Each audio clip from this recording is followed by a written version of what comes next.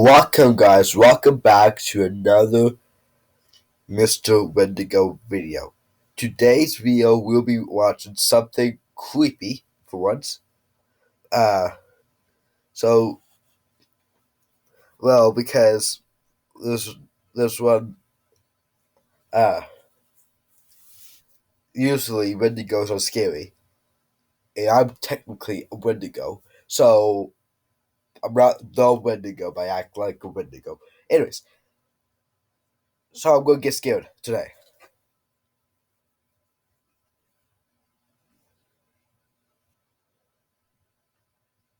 Let's do this. This is 18 minutes long, but who knows? Might get banger video out of it. This is the initial reaction of a YouTuber named Joey Mac420 after experiencing a mysterious encounter while motorbiking in the mountains of California. And it is all fun and games until a freaky ghost girl just comes out of nowhere. He and his friend are out on a long bike trail with no one visible for miles and no reason for anyone to be out there with them. Everything is going fine until at one point the trail dips along the base of a mountain and runs parallel to a creepy section of woods. Joey comes around a corner and is surprised to see this person approaching him. Dude, that's like a ghost. It's like a ghost. Got ghosts? Strangely familiar. He's so freaked out by the sight of someone all the way out here, a clear 45 miles from town, that he veers off the path and takes a look over his shoulder to make sure what he saw was real. That is so creepy. Brain's gonna freak out. Do I go back and look for him? What? Where did she come from? She walks by, but something is really off about the way she looks to him. He can't tell what it is, but it scares him bad. A close-up shows some reasons why. She's walking straight ahead and doesn't turn to notice him at all. No wave or acknowledgement or anything. Last, she seems to be holding something. When his friend drives by a short while later, Dude, the face is messed up. she behaved differently and ran straight at him.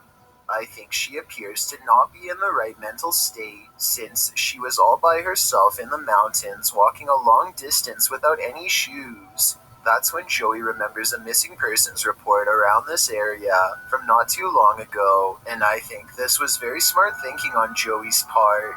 He checks the database and brings up this photo. Carly Lane Gousset. I know it's kind of hard to tell from this distance, but I do see some possible correlations between the person in this video and the person in these missing FBI photos. The hairstyle is similar, and she seems to have the same high cheekbones. If I had to guess the age, I would say a teenager, much like Carly, who was 16 when she went missing. But overall, it's too far away to say for sure if it's her or not. Oh, that gives me goosebumps. Enough to call the local sheriff, and I wanted to know if you thought this phone call is real. I think I might have seen the girl. Did you know the name of the person? Yes, it's Carly Gousset. The person on the other end sounds like a professional call dispatch based on the questions she has and the order she says them. First, she makes him clarify the address, which is what a real emergency operator would do. Okay, do you know the cross street to Batista Canyon? Then she asks for a clear description of the missing person in question. Okay, do you remember what color shirt and pants she was wearing? And she wants to know if Carly was with anyone else. If she was by herself. It's a logical line of questioning that seems she's following a real procedure she was trained for, which makes me believe this call was not fake. Most convincing of all is the way the call ends. It seems professional and exactly like what a real law enforcement official would say. If she was by herself. Yeah, she's by herself. And she fits the description too. She's about 5'7". So I think this is probably real, or at least he thought it could have been her, in which case he definitely did the right thing by calling in. Besides, Joey isn't the only one to have seen Carly. Someone once saw a particularly thin girl walk by his house near where she went missing. She was not paying attention to anything at all, just staring at the sky in a daze, much in the same way that this girl he saw today was staring straight ahead. Most mysterious of all, a second report that she was holding something that they couldn't identify, which matches what Joey saw. What I don't understand is how this person could be so out of it and yet survive on their own for over a year. She was last seen in October of 2018, and this video is from July 19th of 2019. I guess nothing came of his report because as of the time of my analysis, Carly is sadly still missing. One thing that has always creeped me out is the thought of being watched by someone who is interested in your every move and possibly... I'm just gonna say something. I'm giving all this credit to Chills. I do not own anything. If you can see right down the bottom, let me draw. We can see right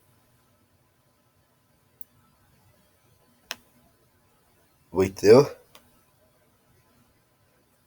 He owns this footage, so I will put his YouTube channel down below and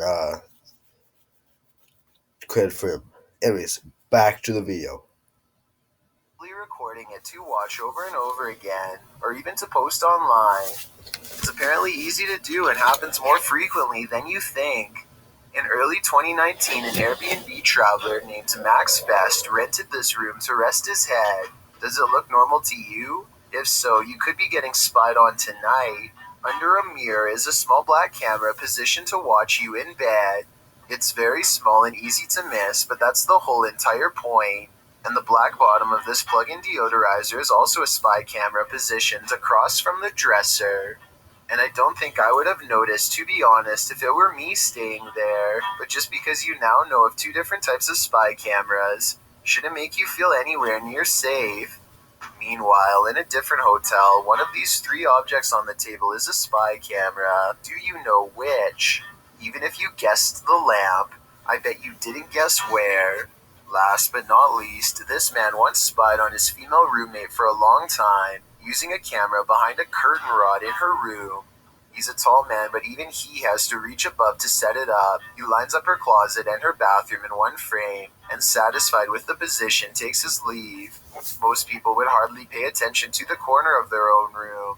How long do you think it would take before you noticed the camera, if at all? It would probably take me a long time. So if you travel a lot, then there is a chance this might have already happened to you, or if you live with someone you hardly know, they could use a number of different spy gadgets against you for the entire time you've been talking to them. And when that happens, they can either keep the video to themselves or spread it online. Pretty creepy to think about, right?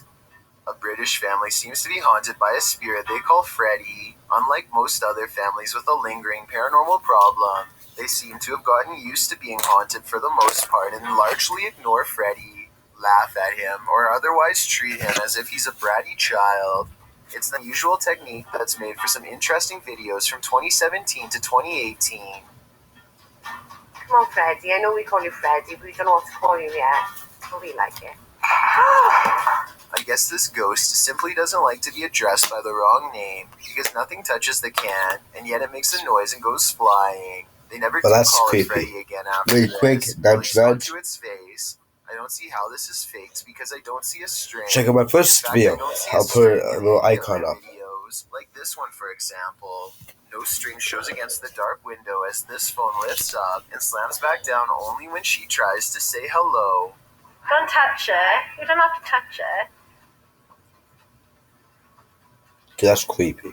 That is creepy. That's sketch. That is sketch. And later they turn the light on just to prove that it's not fake. What? The light on. The light on.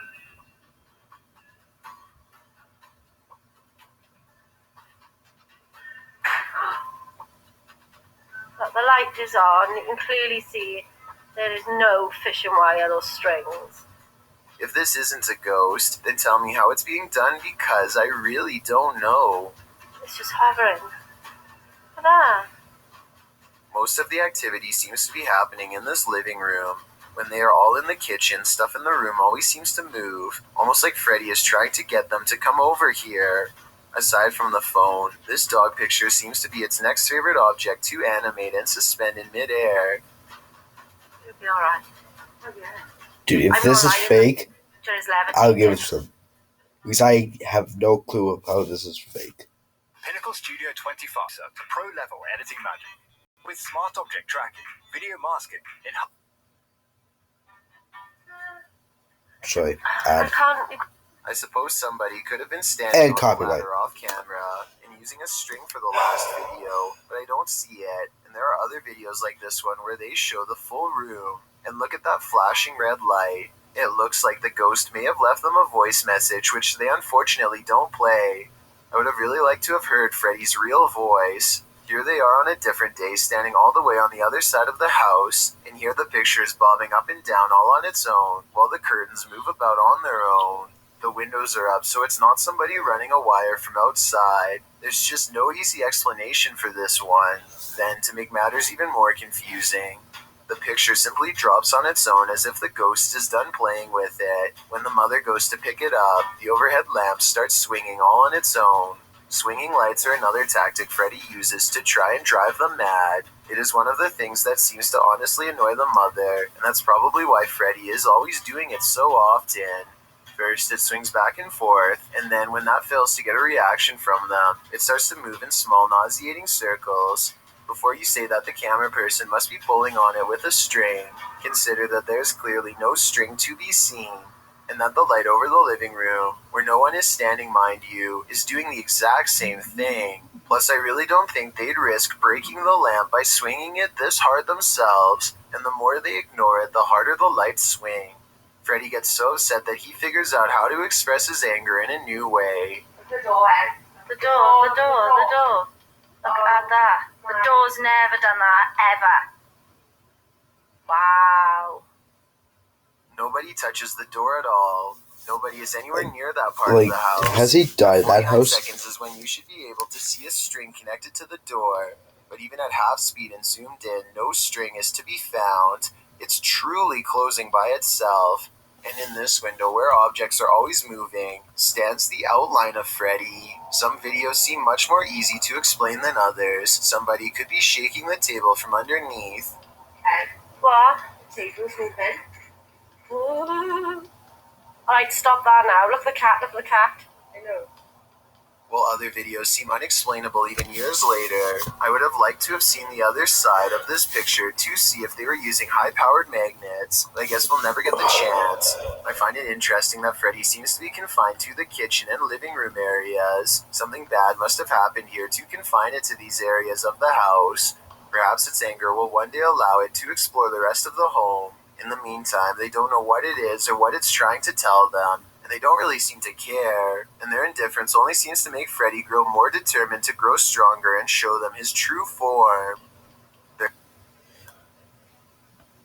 That's it for today's video. Make sure to leave a like and subscribe for more videos like that. See y'all guys later. Bye.